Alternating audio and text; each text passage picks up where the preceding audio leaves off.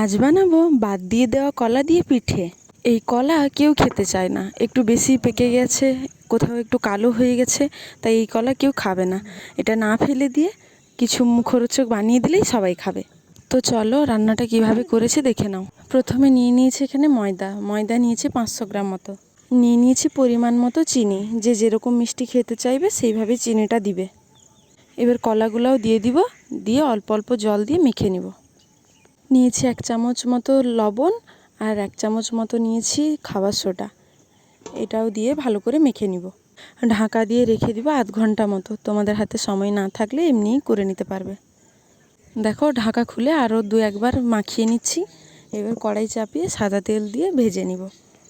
এইভাবে বেশি পেকে যাওয়া কলা ফেলে না দিয়ে এইভাবে যদি পিঠে বানিয়ে দাও, তাহলে বাড়িতে সবাই তৃপ্তি করে খাবে, আর কেউ বুঝতেই পারবে না যে এটার মধ্যে সেই কলাগুলো দেওয়া আছে। দেখো একে একে এইভাবে আমি সমস্ত পিঠেগুলো ভেজে নিব। রেসিপিটা তোমাদের কেমন লাগলো অবশ্যই কমেন্ট করে জানাবে। ভালো লাগলে লাইক শেয়ার করতে যেন ভুলো না। আমার এই পেজের যদি নতুন কেউ থাকো তাহলে আমাকে ফলো করে আমার পাশে থাকবে। দেখো এইভাবে সমস্ত পিঠেগুলো আমি ভেজে নিচ্ছি।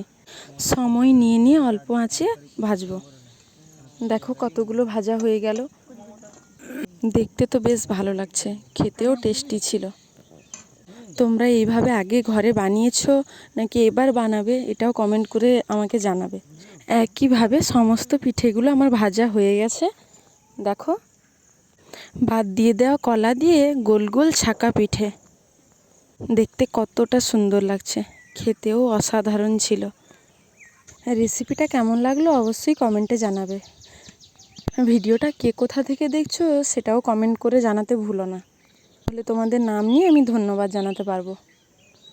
দেখো সমস্ত পিঠে আমার ভাজা হয়ে গেছে, এবার খেয়ে দেখব।